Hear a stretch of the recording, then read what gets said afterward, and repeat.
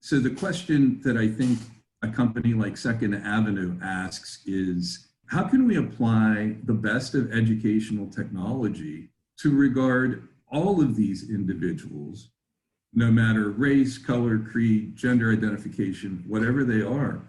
How can we empower all of these individuals to be following a career path that they have chosen, that they've decided that they are going to be invested in? And how can we also help them as they're moving along in their path, 5 or 10 or 15 years on down the road? How can we help them to make pivots? As a young mother, I experienced a paradigm shift that transformed how I saw education and ultimately the world around me. I started this podcast, The Luminous Mind, to connect with and learn from people who are disrupting the status quo in how they learn, educate, and live in the world around them. Prepare for a paradigm shift. Light a candle, light your world.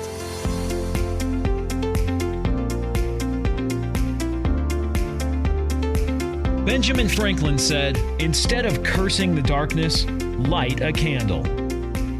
You're listening to The Luminous Mind with your host, Rebecca Bowman. Today's Firestarter is Pat Keeney. Pat has spent over 3 decades designing and delivering high-quality, equitable educational experiences.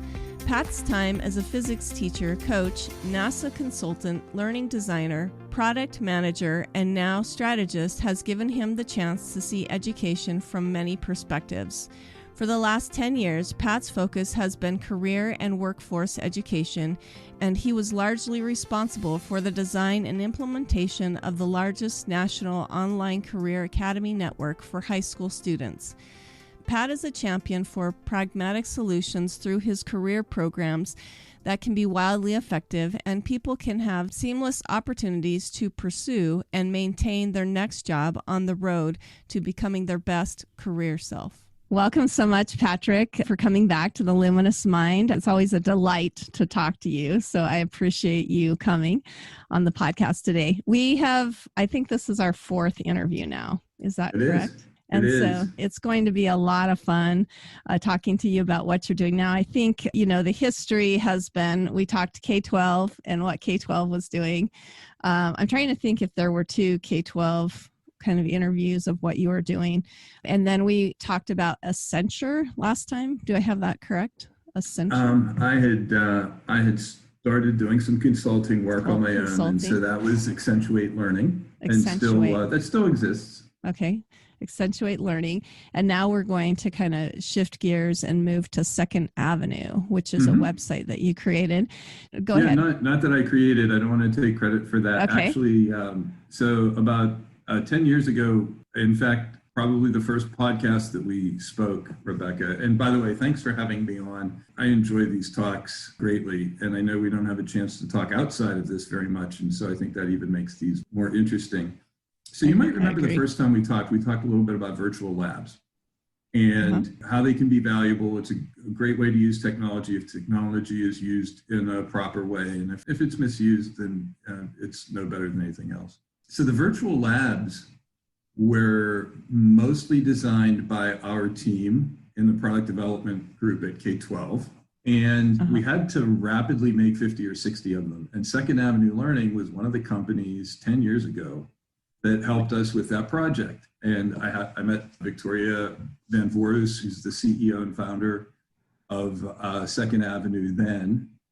And as I was doing my consulting work, I thought about what would a company have to look like for me to really want to work with it. And Second Avenue is an amazing story. It's based in Rochester, New York, really supports the community there, has done a lot of great work, for instance, for the Golisano Medical Center, it's part of St. John Fisher College. And so I have been on the board of directors for the company now for about a year and am presently head of strategy and innovation for the company. Okay. Yeah, I was going to mention that. I saw that on LinkedIn, that you're head of the strategy and innovation. And what does that role include with that title? It's a small company. And so I'd be lying if I said there wasn't some shape-shifting involved. And that's one thing that I like about it is one day I might be thinking about our internal business development function, another day our marketing function. But really, strategy and innovation is helping the company look forward over the next 3 or 5 or 10 years and looking for opportunities for the company to expand and serve the community, whether that community is Rochester or the state of New York or the United States or globally. And when I say globally, it's a company that actually helped to create with the University of Kentucky an organic chemistry course that pretty soon a Chinese professor is having a paper published with regard to that. So truly on those 4 levels, looking ahead, looking for opportunities to help, and also opportunities that can benefit the company. That's wonderful. Well, and I'd love to have you tell us more about Second Avenue. I mean, of course, it sounds like you've been working with them for quite a while, but, give us the background to where they came from and, how they've grown, what their mission basically is. So it would be impossible to talk about Second Avenue without talking about Rochester and companies like Kodak. And Kodak, for one reason or other, maybe well-deserved, is the poster child for large company that didn't make the right pivot at the right time. So Kodak actually invented digital photography. And internally, they said, this will never become anything. That's funny. And so 20 or 30 years later, ended up being like looking like a lot of factories where I grew up in the Pittsburgh area, just empty. And so there was a lot of talent in the Rochester area, and Victoria Van Voorhoes, Tori, is the founder and CEO. She felt that there was an opportunity in the ed tech world to build really cool ed tech stuff, take advantage of the talent that was in the Rochester community. And so in 2006, she founded the company. So it's a female-owned, female-founded company. And they've done everything, I guess I should say we, but I don't want to take credit for anything that's been done except for maybe the past year or so. So they've done everything from building AR, math, automaticity games way back in 2014 to serving companies as kind of building stuff that is either an integration, essentially powering what other companies have and doing it in a broad area. So we've worked with the K-12 space. We've worked with Harvard Business School. We've worked with Amazon and done some work for them recently. We do work in many different spaces. Ed tech is ed tech. Integrations that are especially behind the scenes are fairly standard. And one of the great opportunities that we have is to flex our gaming and simulation muscles. So the company's always been innovative. Recently, we built a learning language game for the Oneida Indian tribe and through a grant with Texas Christian University. And so over the past 15 years, you'd be hard pressed to find a company in ed tech that has done work in more crevices than Second Avenue has. I just found it to be one of the best kept secrets in terms of corporate organization in the country. And I just feel really blessed to be part of the organization right now. That's exciting. And when I noticed, so they have a tab that says who we serve. Of course, we've talked about ed tech, the education, but I also see there's healthcare and corporate. Why those 3 areas are, under who we serve. What's the dynamic with that? That's a great question. So a lot of the capabilities that you develop when you develop a learning experience for 9th graders that might be a simulation also apply to healthcare workers who might have to work with populations they're not used to working with. For instance, people who have developmental disabilities. And then that also applies to other areas that might apply to other companies. So at the end of the day, Rebecca, a simulation that's well done is a simulation that's well done is a simulation that's well done. And we can change out 2D art into 3D art. We can change something that's very textual into something that has voice. We have an outstanding learning design tradition. Right now, Dr. Andrew Gump is our head learning designer. Dr. Gump actually was, I think, early in his career, cut his teeth at K-12 and is a professor at the University of Maryland. in addition to serving our company. And so Andrew right now leads a lot of that thinking as a thought leader. At the end of the day, whether it's integration, simulations, games, gaming engines, apps, all of those are areas that extend very well across those verticals. And so if you're making a game that serves a group of college students, that same game may very well serve in manufacturing training with just a little bit of reskinning. Well, and the subtitle, it's definitely Second Avenue, but it's Reimagined Learning. So in each one of those fields, that continues that learning process. Is that what you're talking about? Like you're creating gaming situations, but like as a continued ed, maybe for healthcare and corporate? Is that? That's exactly right. Because the products, you definitely touch on, middle school STEM. I think it's interesting you have an election tab, election edge, K through 8 math, voices for suffrage. Those are some of the products, but then it looks like these are ways to continue like that continuous learning that we've maybe talked about in the past. They really are. When we build things, we build them to last. We build them innovatively. We build them in such a way that they're of such a quality that they can be used for a variety of purposes. And we have very imaginative, fun people who work for Second Avenue. And so we're thinking all the time, you just mentioned Election Edge. And to the best of my knowledge, there's no other product that exists that's like Election Edge. We think it's a well-kept secret to a great extent. And you can run an election. You can go back and run any historical election since the beginning of United States elections. And so you can go back and look at what elections were like in 1876 or in 1800. You can look at red and blue states over that period of time. You can run your own elections.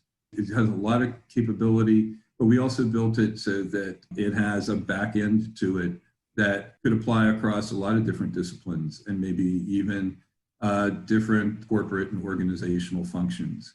So that's the way that we think about what we build. No matter what we're building and who we're working with. And right now we're working on extending that type of thinking into the world of career education as well. And so it's just a very exciting opportunity, exciting company to work for.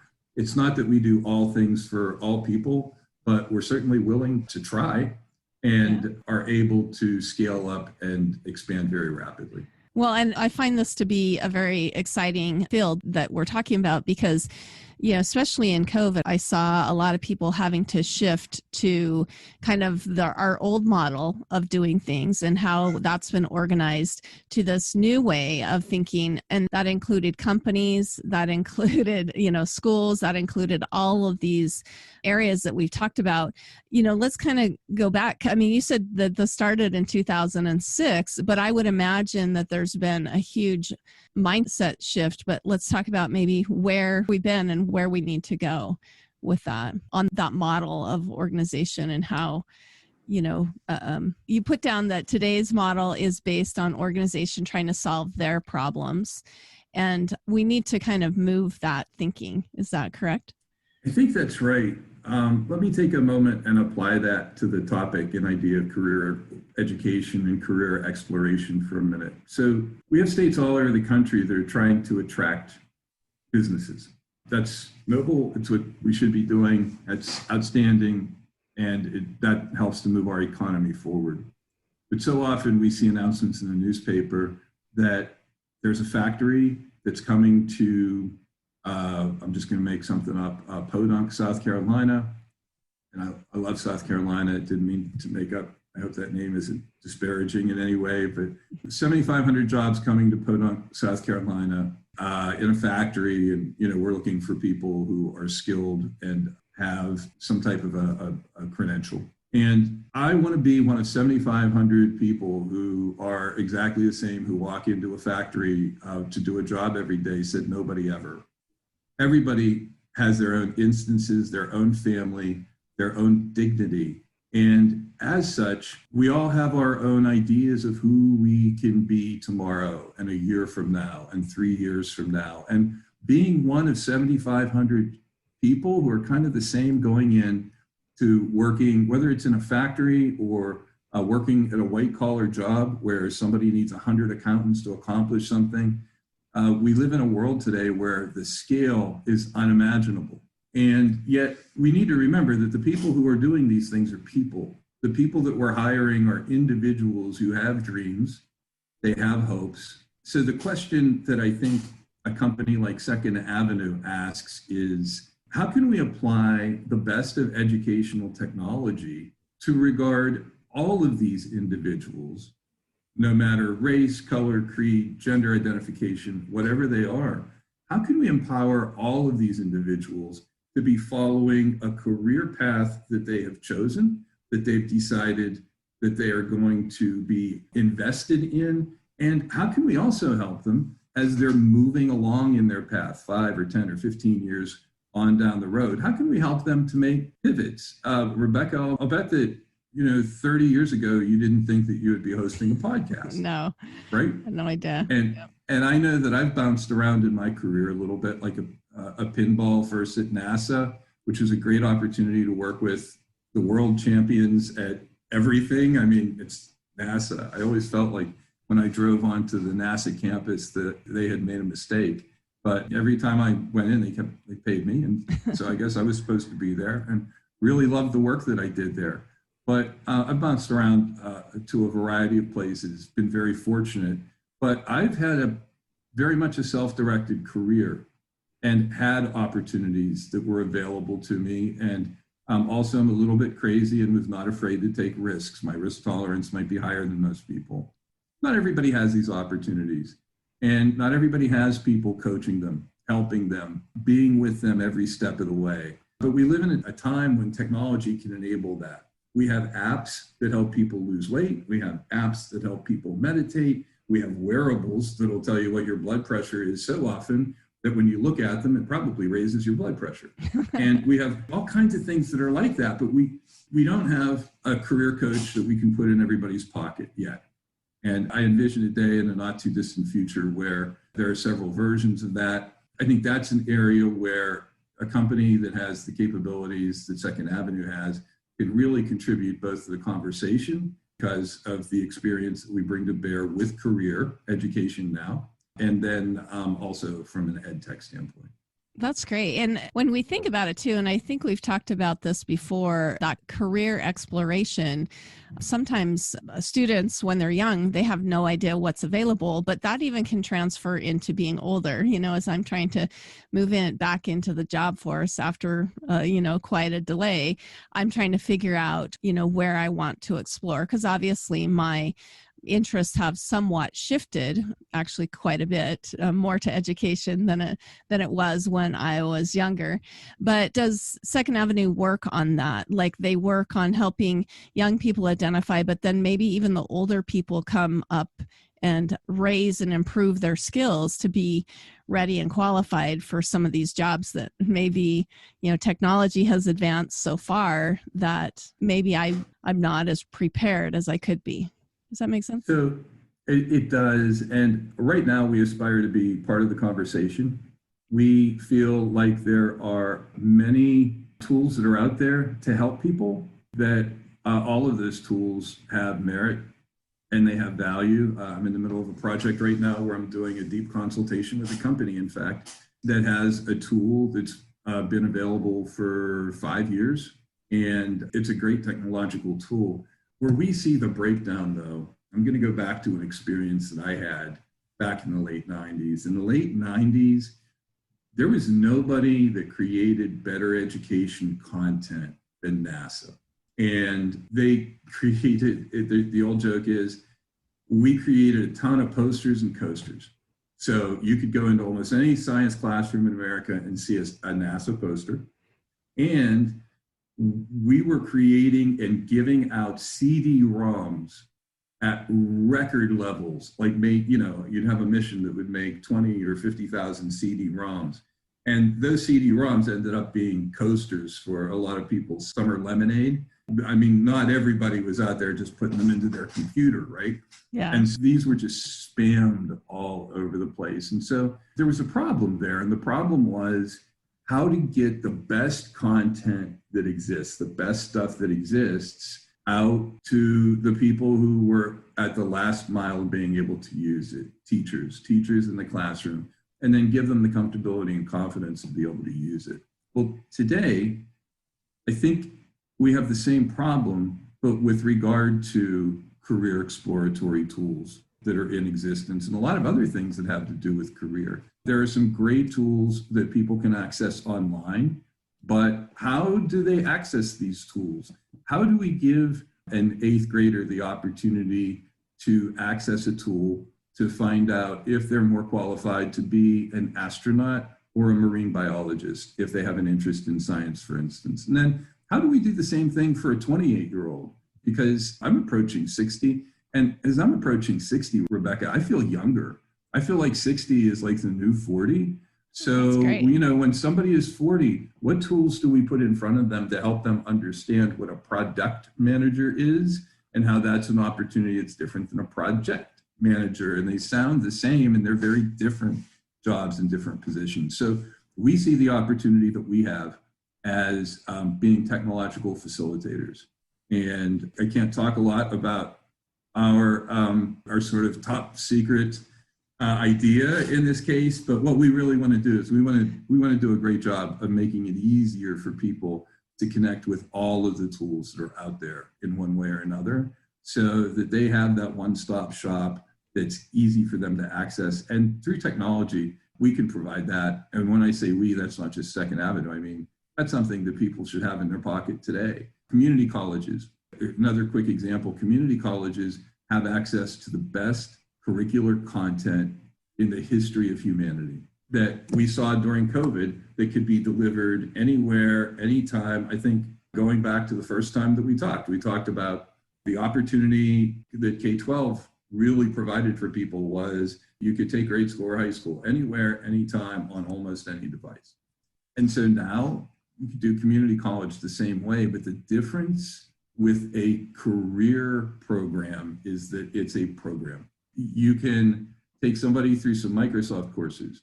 You can help them earn Microsoft Office, MOS, or referred to as MOS, the specialist credentials.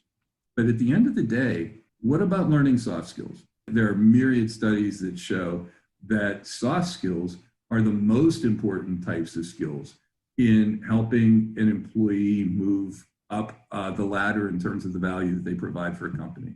Being able to communicate, being able to problem solve, etc.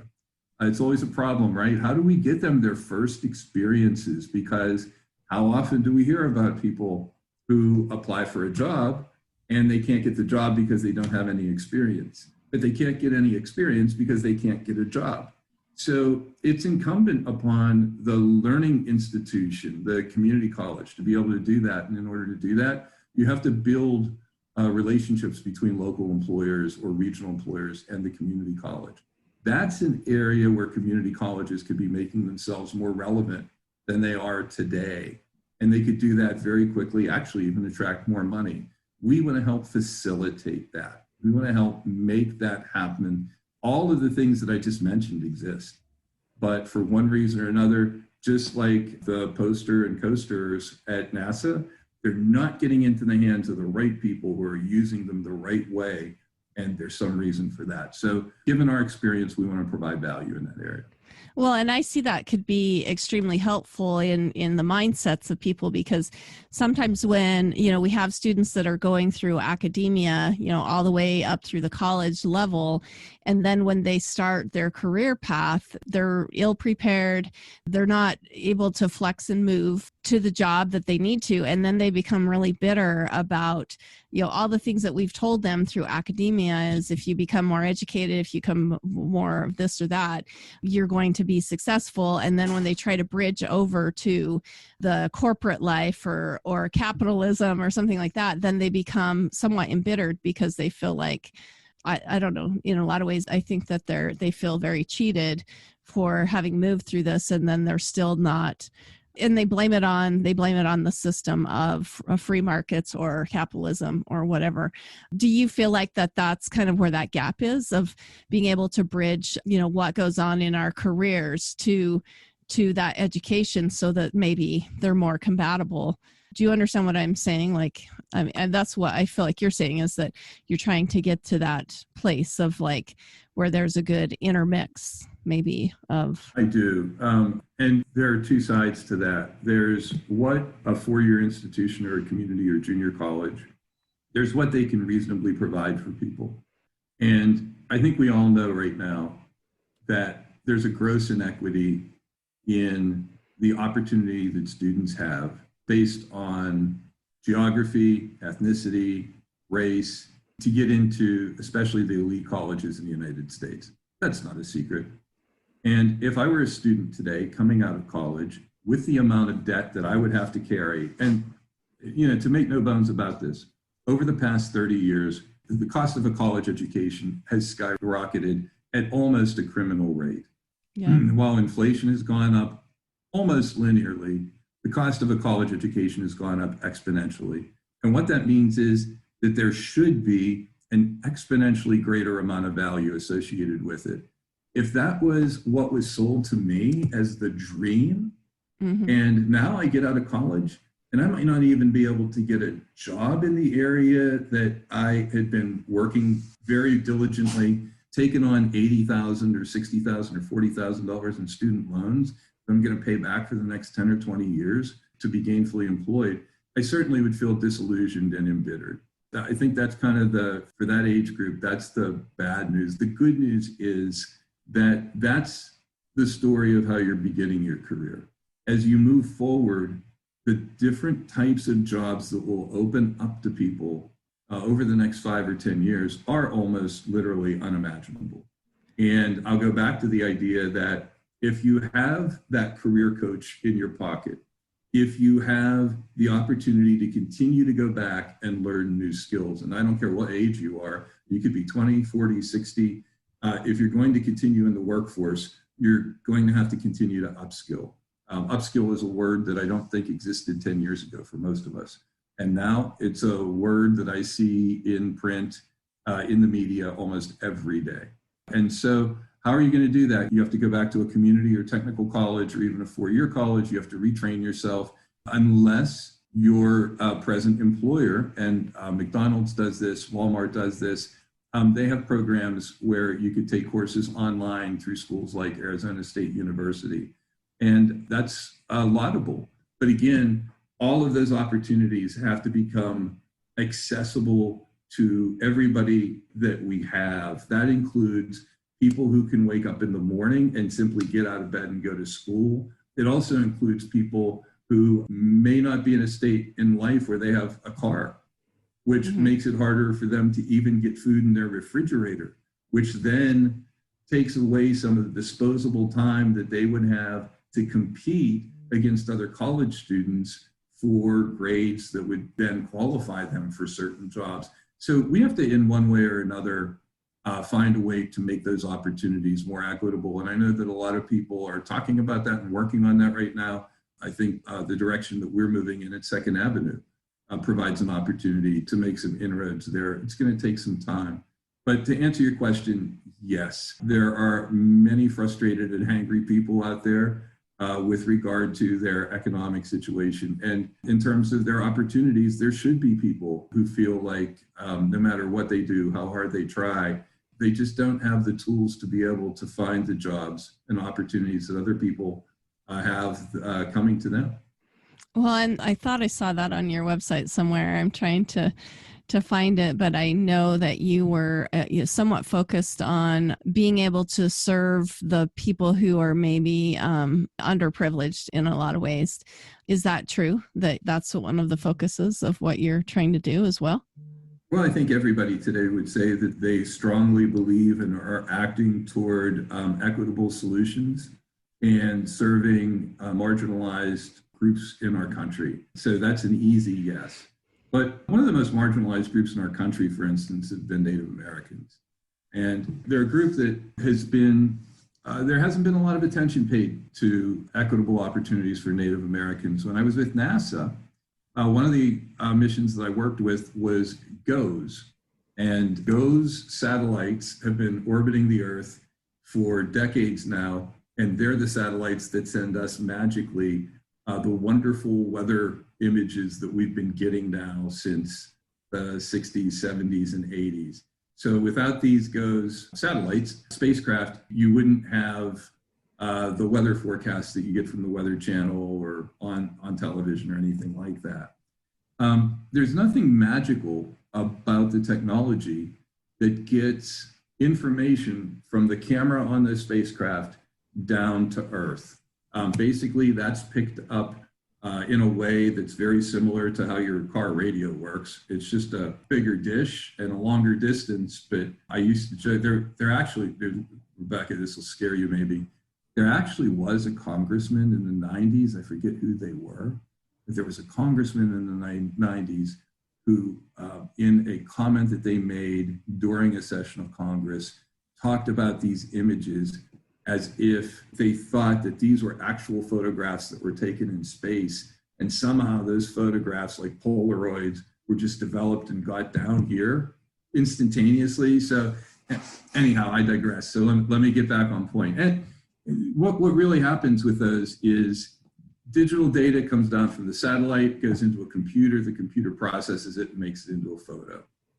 That's been happening for decades. We were part of a program, we had an education program that was associated with GOES, where we took the radio dishes that were required in order to be able to do this and went to the Pine Ridge Reservation in South Dakota and installed a satellite dish on top of the school there so that they, and I think there were 3 other schools, but they were one of only a couple schools that had the opportunity to see this data and learn how to process the data immediately, and so be kind of the person behind the weatherman that you see on TV.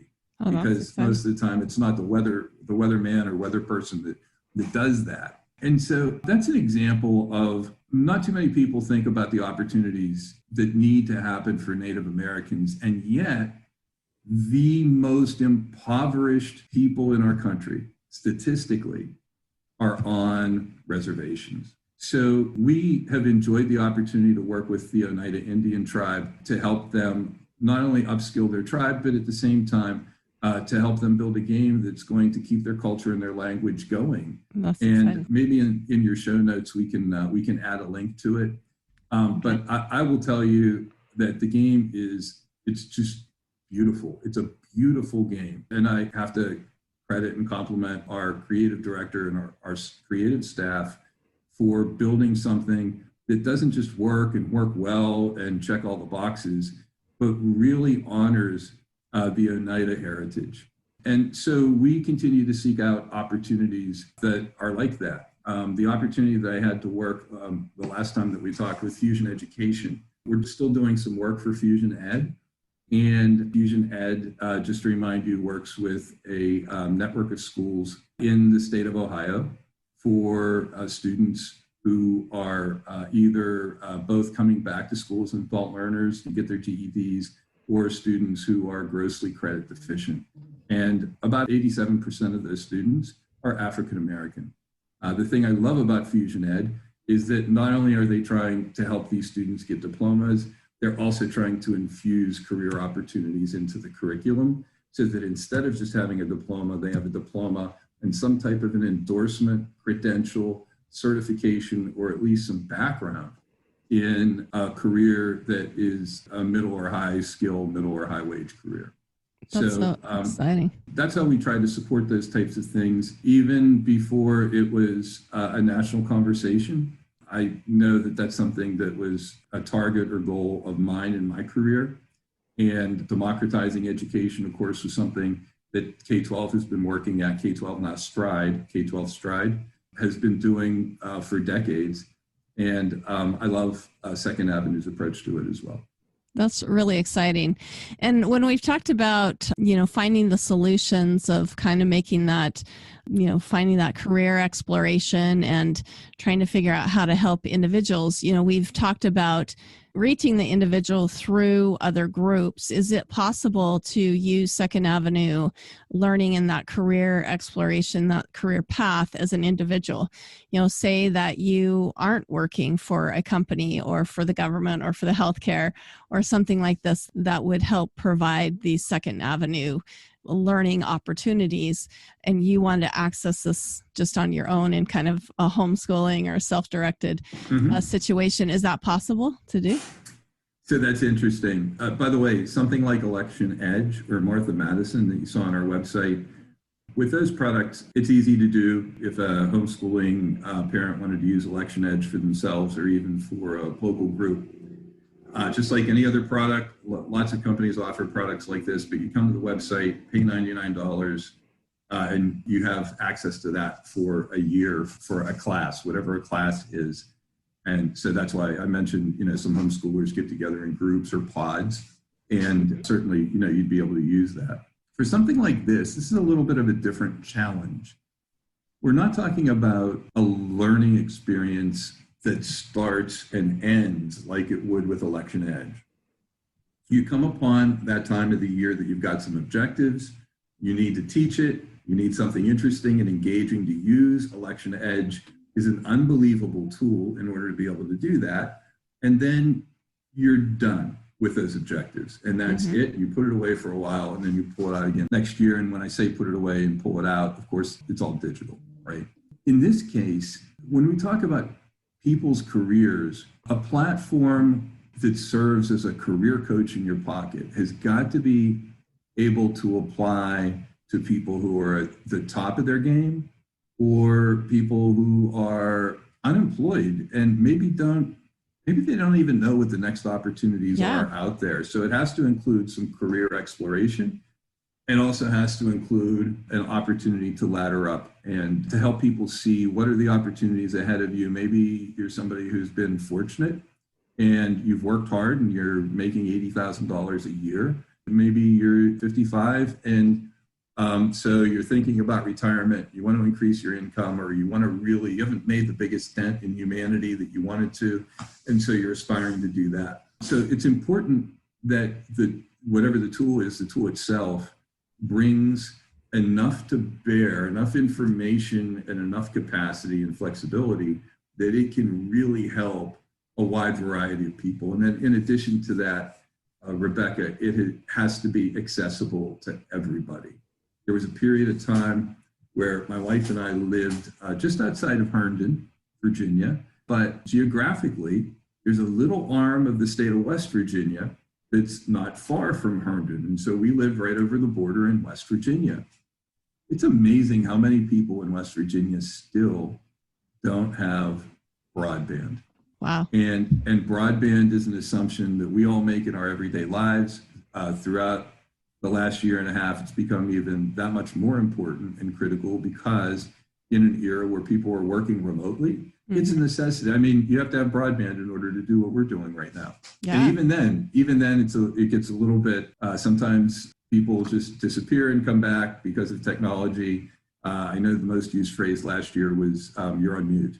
And so, there are all those things. But in order for something to really be an equitable solution and unleash a lot of the talent that we have in our country that hasn't been able to be unleashed because people haven't had access to opportunity, to equitable opportunity. In order for that to happen, we have to solve some infrastructure problems so that there's broadband everywhere. But B, as we think about potentially creating a tool, that tool is something that's going to have to be simple enough to be accessible everywhere, where that's an app and accessible on mobile. I think more people probably have mobile phones than have laptop computers. That's a guess. I don't have recent statistics to back that up. In fact, after the show today, I may go and look that up because I'd like to have that number handy. But at the end of the day, it's got to be something that can help everybody. A last note, Tori and I recently talked to somebody who is building an app for farmers in sub-Saharan Africa. And the very talented young lady that we spoke with is in Lagos, Nigeria. And we think our standard of living, sometimes we don't have everything that we want. When we talk about farming in sub-Saharan Africa, you may know this, we're not talking about farming that's like the corn and wheat fields that we go by as we drive down the road every day. We're talking about subsistence farming. These are people who live in places where really they heat their homes with manure.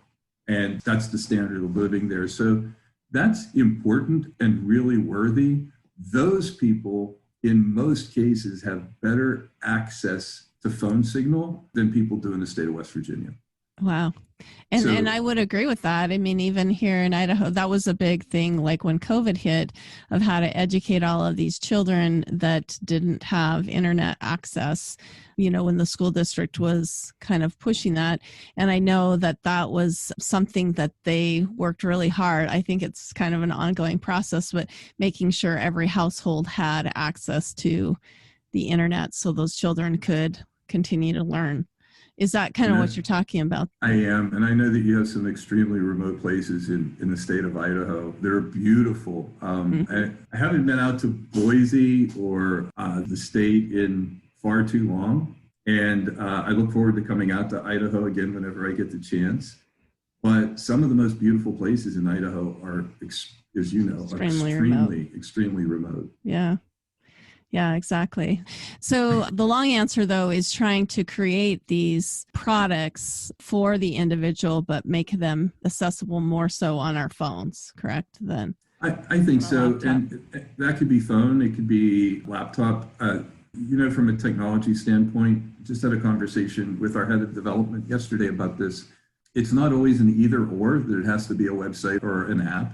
Mm-hmm. In many cases, really, if you're smart about how you build something, just building one code base actually ends up serving multiple opportunities.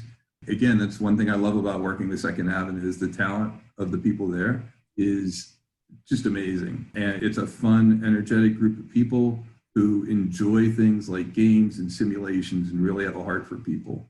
And so I think the solutions that are developed, whether they're developed by us or in conjunction with other great companies that are out there that have pieces to this puzzle, in order for them to be equitable, they're going to have to be creatively delivered. And by the way, may not always have to be delivered technologically.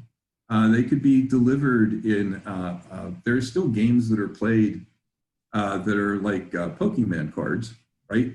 And so thinking creatively, it doesn't always have to be using the latest and greatest technology that's available, but we do have to make technology ubiquitously available and the opportunity to be able to grow your career so that we can unleash the talent that we have in America and we can make people whole. That's important. Yeah, I think that was one thing that you talked about. If people are honored, their career paths would bring them great joy and fulfillment. And that was another thing too, like when you're talking about that career path, a lot of our preparation, is it for the next job and that long-term path? Is that the difference between what Second Avenue does, is that they kind of see the long view of maybe where you want to be, even though you may not even know. I mean, like you said, there's jobs available now that weren't available decades ago, but what does that entail, I guess, to kind of bring that great joy and that fulfillment for people in that career path? Yeah, that's a great question. It's one that I'm particularly tied to on an emotional level. And I would liken that situation to the following metaphor, and that is, if I were going on a long trip, maybe for a vacation, I want to start out by knowing how I'm going to get from point A to point B. I want to be able to get from wherever I'm at, where it's snowy and icky and been in bad weather for several months or whatever that is. And I want to be able, if I'm driving, if I'm using a vehicle, it's under my power. So I'm not getting on a bus and somebody else is driving or something like that. But if I have to get from point A to point B, I need to know where point A is, need to know where point B is, and I need to know how to get there.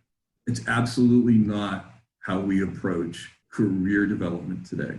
We approach career development, as if all we need to do is help people get from one gas station to the next gas station so that they can fuel up again. And we leave it to people's own devices, imaginations, and situations for them to know how to get the gas, know how to figure out where the next gas station is, and hope that that next gas station is somewhere that makes sense if they're trying to get to point B.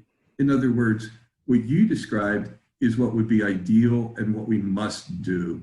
We must help people under their own direction, by the way, not tell them, but help facilitate for them how to get from where they are to continue to build the life that they want. Not everybody's life is terrible, but we all have dreams. We all have aspirations. I remember being disappointed, by the way, Rebecca, when I was in 6th grade.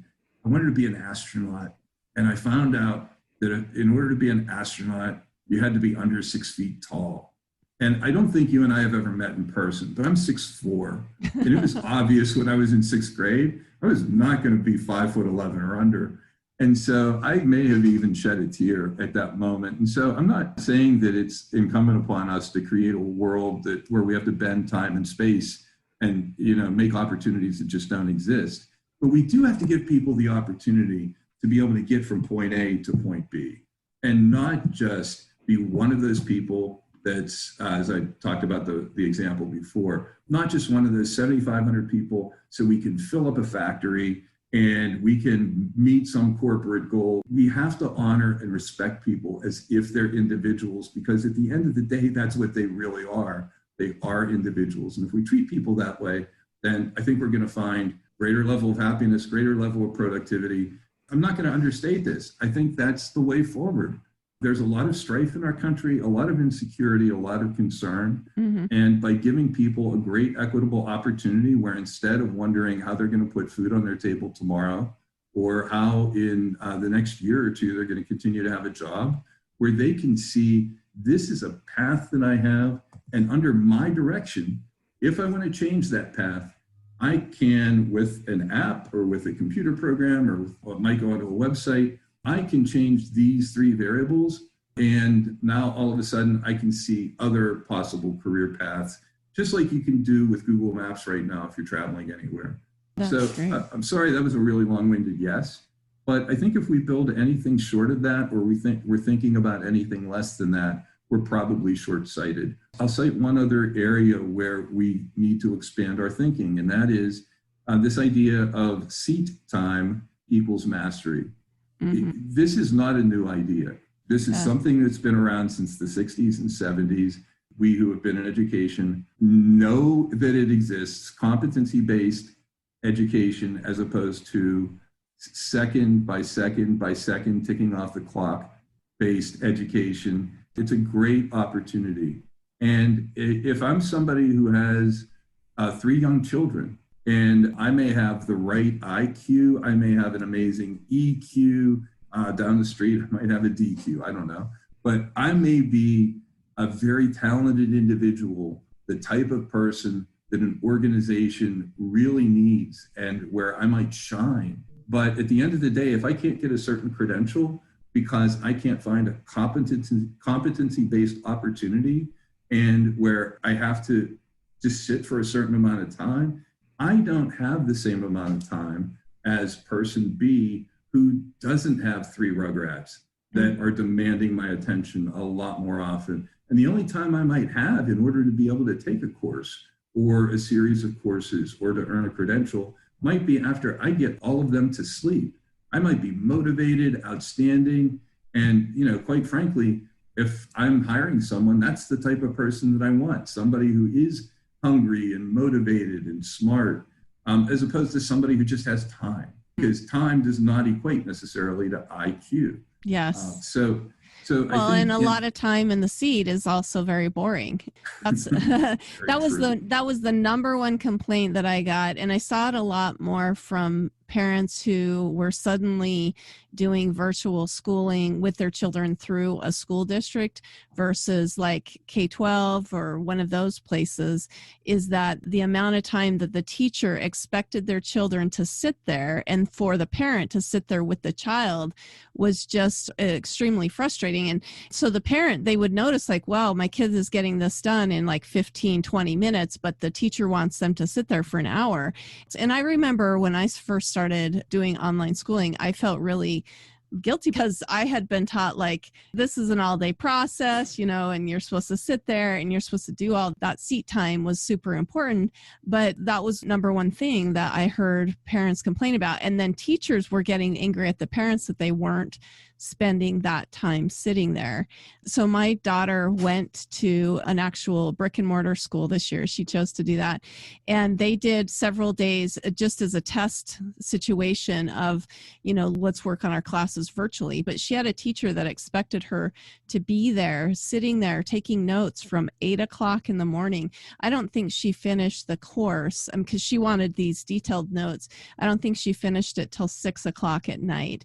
And I was super angry because as a parent who's done a lot of virtual schooling, I know that what's important is that they get the objectives and that they learn the material. And sometimes that's quicker than other times. And I love the idea where Second Avenue actually tries to make a game out of it too. I mean, you'll see kids that will gladly sit, for many hours playing games or watching games be played or something like that versus just sitting there trying to stuff their brains full of information. Is that what you're kind of talking about? Like getting to that point in education where we all think about it different, because even the mom who might have 3 children will think in her own mind that she doesn't have the time to get that education or to improve her circumstance. I absolutely agree that is not only a noble and important goal, Rebecca, but it's something that we have to do in our country. We have got to get to the point where learning and learning opportunities, and doesn't have to just be for career, but I think that's the focus for right now because so many people are underemployed compared to what their potential and what their desire is. And it's because they don't know what's out there. They don't know how to get to it. College has been the pathway to success in our country now for over a century. And as that evolves, as that changes, as more employers, for instance, are looking at hiring people based on what skills they bring to the table and not what credentials they bring to the table, because skills are competency-based. In many cases, degrees are, okay, I outlasted whatever the requirements were to be able to get my BA or my BS degree. And that's a shift that we see starting, that's happening. IBM is one company that's an example that has been leading that shift out in front of other companies now for quite some time. And as we find that happening, then we need to bring the right things into whatever the device is, the phone, the computer. It could be a box. It doesn't, it could be career education in a box, for all we care. But ultimately it has to be accessible so that people can use it.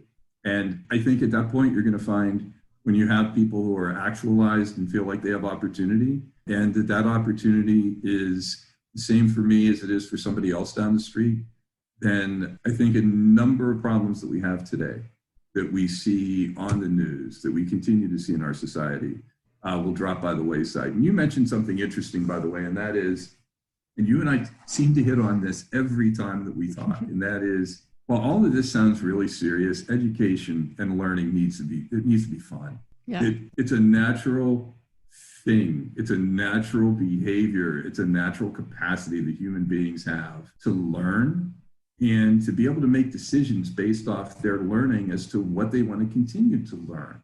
Yeah. And to the greater extent that we can make learning experiences game-based as opposed, or practical at the very least, or problem-based, as opposed to drill and kill, where here's some information, take a quiz, here's some information, take a quiz. I think to the extent that we can do that, we're only going to serve that greater goal of helping people start to love learning and love what they're doing. We work with a lot of different companies. So that's not just Second Avenue's goal and vision. That's also the goal and vision of those companies that we help to support sometimes with some of the back end stuff that we create. Well, and I think some of the frustration, political frustration that we've seen recently is because maybe people were trained for a job when they first began, and then they've worked for that company for 20 years or something, and their skills haven't increased, and the company's seeing, well, we need to have people with these types of skills. At least that's kind of what I'm seeing, is that a lot of people, when they're a little bit older, they end up losing their job because they haven't kept up with those skills or found a way to continue to educate themselves. And companies have been pretty poor at doing that in a lot of ways. Like they're not being as innovative in some situations. Is that kind of what I've we're never talking about seen as well? an era. Yep, but I've never seen an era where organizations have to adapt and adjust faster than they do today. And in order to do that, many organizations feel that when they have to make a big pivot, the best opportunity is to ignore the people who have worked for the organization for some time and bring in the people that they need with a different skill set. And upskilling is really that opportunity to take those people who have been loyal to you maybe for many years and give them the opportunity to acquire new skill sets, obtain more value. And there's a great opportunity for the organization because those people have a lot of knowledge and information from the time they've been with you. In addition to that, there's a risk, and that is that as you build an individual in terms of their skills, they become more valuable, and sometimes they become really attractive to other companies. But I think the gains out there outweigh the risks. You see, again, many companies and organizations really investing in upskilling, not just as an organizational improvement, but also a benefit, an inducement for employees to stay with the company that they're in. So in a lot of ways, upskilling used to be like paying for somebody to get their master's, which I know still exists. But at the same time, sometimes people don't need to get their master's. Sometimes they may have a skill set in project management and they may want to make a shift to being a product manager or an account manager. And that doesn't entail as much as getting a master's. But if you can help somebody do that inside your organization because you need more product managers or account managers and fewer project managers, that's a great way to be nimble and stay competitive today. Mm-hmm. Yeah, and use your resources like the people that are already at your fingertips more so than, finding something new. I think where I was going is a lot of people are angry about the outsourcing that we're doing, that America is doing, to other countries, but those are people who have the skills, or that's a lot of it is that we're just not as skilled as we need to be competitive. So, well, that you raise an interesting point. And that is that, look, for programming, it's very difficult to compete with companies in India. It just costs too much here, costs much less if you're going to work with folks in India.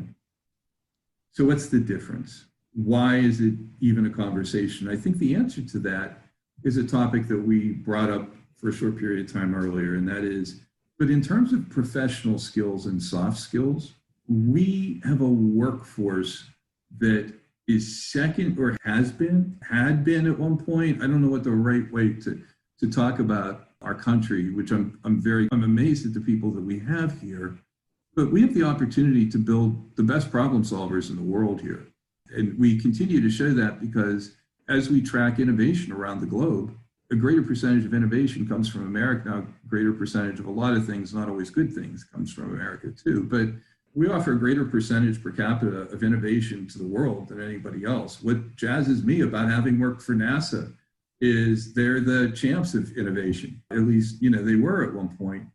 And it's the professional skills that I think set people in our country apart. It's not uniquely American. I mean, that could be true in any country, but while we're helping people become paralegals, if that's what they want to become, or medical transcription, whatever they aspire to be, also helping them acquire outstanding communication skills and understand how to communicate well, outstanding problem-solving skills, grit or persistence, and that whole spectrum of, depending on how you delineate it, it might be anywhere from 17 to 50 different types of soft skills.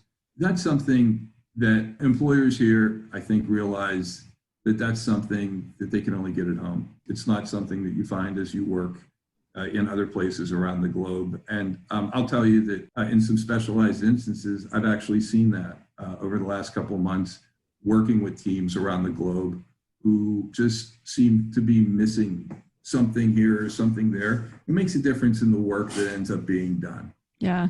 Sometimes being a person who follows directions isn't as valuable as a person who can, I think that it's that maverick spirit in a way. And like you said, it's not an American thing, but it's somebody who kind of can, take what they know and then be able to maybe do something that seems disruptive to somebody else because they're not following the rules, but it actually brings that innovation and some creativity as well.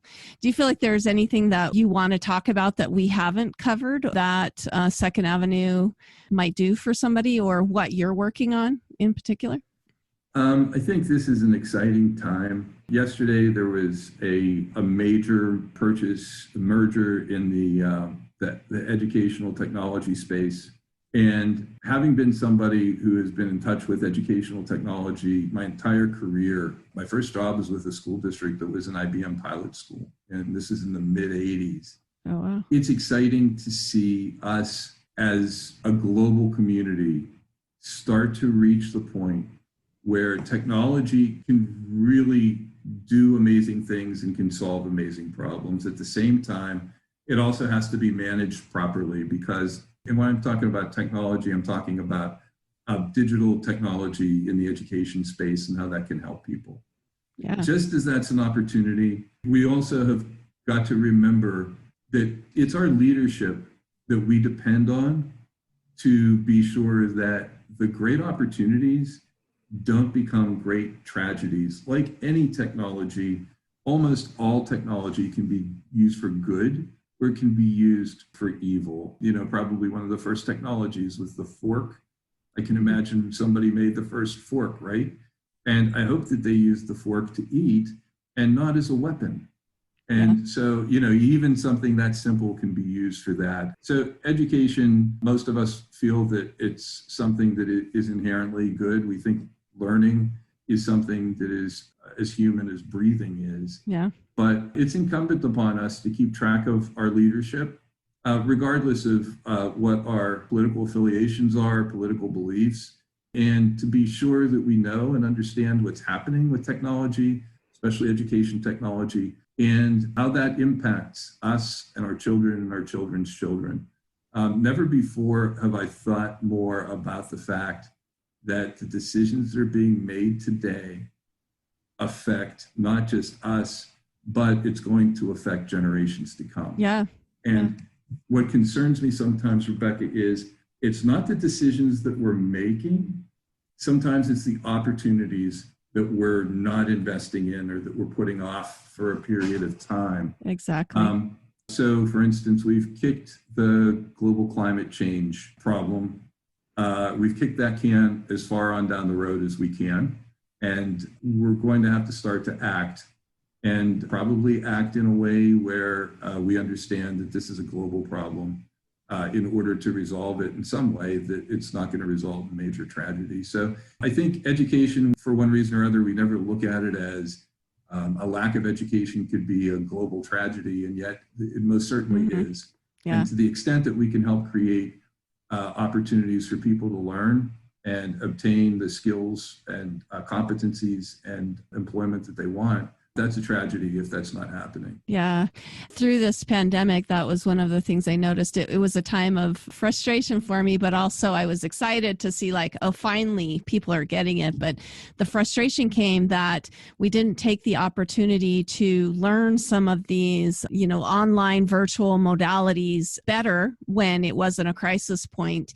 And then when it became a crisis point, it became very frustrating for people who maybe hadn't had the skills to it. But it was exciting to see all the people who were the risk takers or the people who had stepped up their game early on. They became increasingly valuable. I think that's probably like a second avenue, what you're probably seeing too. It started in 2006 when maybe people weren't quite getting it. And now here we are in 2021 where all of a sudden it's exploded. And that's, I think, the most exciting thing. Like you said, we do have to keep track of that leadership and how innovative they're willing to be and to be risk takers, because it will affect us years down the road. I'm just listening to some people online that back when I was talking about we should really be pushing, you know, some online classes and we're using these virtual things. And all I heard was like, well, if kids get online, they're going to look at pornography, or they're just, I mean, that automatically assume the worst of what kids will do. And then those were some of the same people that were frustrated, you know, trying to use this technology at a crisis point when it didn't need to be that way. But it was fun to also see, you know, it was good and bad in many ways because of that. So well, I agree. Rebecca, I have to give you credit for being at the tip of the spear when it comes to thinking about innovation. And some of the things that in the education space are obvious to us now, And maybe were obvious to some of us 5 or 10 years ago, but weren't obvious to everybody. Mm-hmm. And sometimes the common good, we don't have a population of risk takers, people who think like we do. But you're right. I think that not just COVID, but in addition to that, I think we've come to a reckoning where we realize that as a country, we want to be a place where everybody feels comfortable, where everybody needs to have equitable opportunity and be included. I think we understand that there's strength in diversity. I would hope that all of those things are just natural postures. And yet we have some strides to make there. And I think through learning and education, we can make those strides. I agree. And I love the idea too, like with the scientific method, sometimes it's the conspiracy theorists that look like they're the nut jobs in a way, but those are people to listen to. And I think that's true in education, that we kind of have to maybe look at just different ways that people are doing things and be more open to that from the beginning. So I think so too. I'm hoping the last thing I'll tell you is the last time I was here, I had committed to having a book written. I don't know if you remember that. And I don't have it written yet because I changed the direction I was going in. So at the time, I had started to write a book on metacognition and learning how to learning faster. Uh-huh. And I think the opportunity that we have today with regard to how to build great, solid career programs is something that isn't well understood. So appreciate the time that I spent at Stride, formerly K-12, to be able to help with their Destinations career program offerings, and learned a lot about what to do and what not to do about building a career program. So I am further along with that book than I was with the other effort. And maybe the next time we talk, hopefully we'll talk. It seems like our paths cross every 16 or 18 months. The next time we talk, we'll have a book to talk about. That will be great. And actually, when I first saw your booking, I thought we were going to talk about a book. But that's okay. That's the way it is sometimes, that we'll take off in a direction and things change, that we have new opportunities that come along. And that's part of being that innovative person for sure. So is that really your last words of what you want to say? Or is there anything else that you want to say before we say goodbye? That's it. I appreciate what you do. Thank you for having me on. And one of these days, maybe you'll give me the opportunity to interview you. I think that would be fun. That would be really fun. Well, thank you so much. We've been talking with Patrick Keeney. He's been, 4 or 5-time guest, but he always has the most interesting things to say. We've been talking about secondavenuelearning.com. You can also find his information on LinkedIn, which we'll be sure to link in our show notes as well, so that you can connect with Pat. He's been a wonderful mentor on education and being innovative, and I always find it really interesting to talk to you. So thank you so much, Pat, for coming on. I appreciate it. You're too kind. Thank you very much. Thank you for listening to The Luminous Mind. Music featured in this episode from Scott Holmes. To learn more about our podcast, check us out at theluminousmind.net.